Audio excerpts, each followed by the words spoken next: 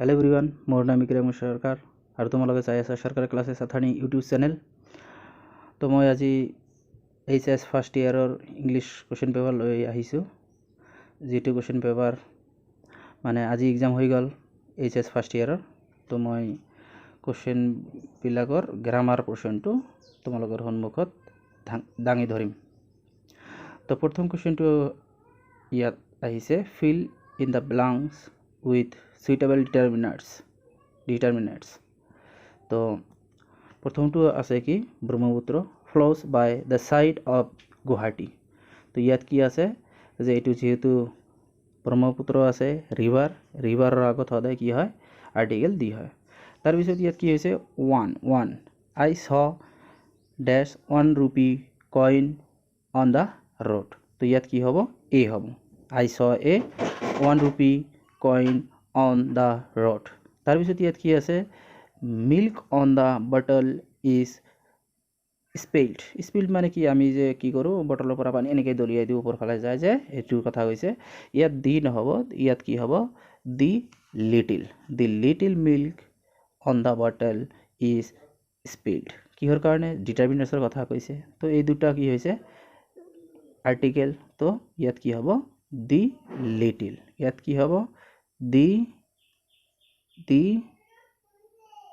little। C number 2। তো ইয়াত any 2 লিখিব দিছে। তো তোমালোকে কোনটো সলভ কৰিছা হেতু চেক কৰি লোৱা। তাৰ পিছত ইয়াত আহিছে B number 2 মানে correct tense. rewrite any two of the following sentences with the correct forms of the verbs given in the brackets।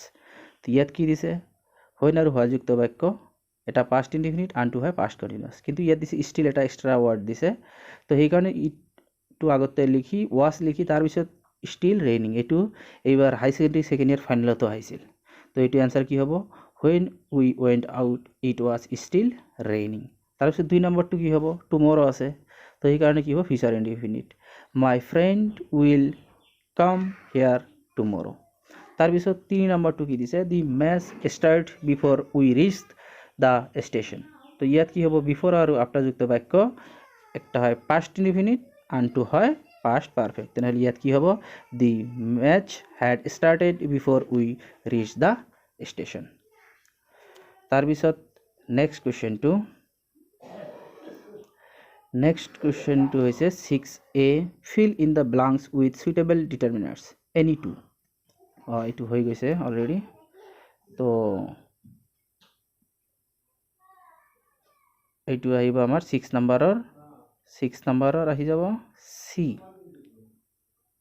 6 নম্বৰৰ C একেবাৰে ইজি।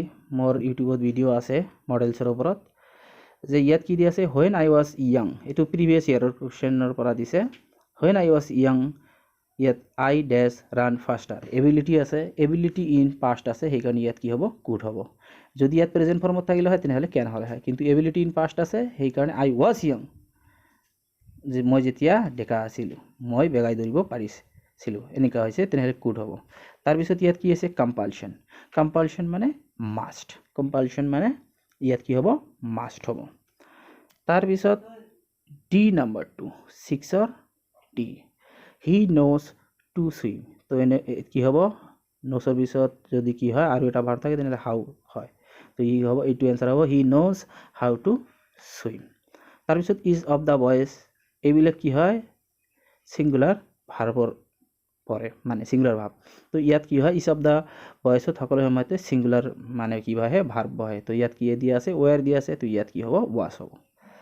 তাৰ পিছত চোৱা 7 নম্বৰটো কি হৈছে Ruhi said to Rahan। ইয়াত কি দিছে what why। তো ইয়াত কি হ'ব যেহেতু তোমালোকে জানা ইয়াত কি হ'ব what are you doing now। তো ইয়াত don't হ'ব নে haven't হ'ব, যেহেতু finished আছে তো সেই কাৰণে ইয়াত কি হ'ব আমাৰ haven't হ'ব। কি হ'ব আমাৰ haven't। তো haven't to right হ'ব। তাৰ পিছত কি কৈছে Rohan replied I ইয়াত আইৰ লগত কি হ'ব হেভ হ'ব যেহেতু মেইন ভাৰ্বৰ পাষ্ট পাৰ্টিচিপল ফৰ্ম আছে তো মে হ'ব নোৱাৰে মেৰ পিছত সদায় কি হয় মডেল যেহেতু মেৰ পিছত সদায় ফিনিশ মেইন ভাৰ্বটো প্ৰেজেন্ট ফৰ্মত থাকে এনেই গম পোৱা যায় তো কি হ'ব আই এর লগত কি হ'ব হেভ হ'ব তেনেহ'লে I have finished reading the book তাৰপিছত কি আছে now I am writing an essay as part of my preparation এইটো হ'ব এনসাৰ ফৰ দ্য এক্সামিনেশ্যন তাৰপিছত 7b rewrite the following sentences as directed তো ইয়াত কি আছে he wants to go তো এটো आंसर যেহেতু কি কৰিব কৈছে কমপ্লেক্স সেন্টেন্স তাহলে কি he wants that I should go তাৰপিছত কি হৈছে ইয়াত only those boys who are industrious can shine in life তো ইয়াত কি হৈছে এনেকৈ তো সেইকাৰণে আমি এটো কি লিখিব লাগে সিম্পল সেন্টেন্সত লিখিব লাগে তেনেহলে আমি এনেকৈ লিখিব পাৰো only hard working boys can shine in life বা আমি only hard working people can shine in life বুলিও লিখিব পাৰো তাৰ পিছত সেকেন্ড কোৱেশ্চনটো আহি যায় 8 নম্বৰ কোৱেশ্চনটো 8 নম্বৰ দিছে rearrange the words in a meaningful in the following to form meaningful sentence তো এইটো কি উল্টা উল্টা কৈ দিয়া আছে তো এটো আমাৰ কি কৰিব লাগিব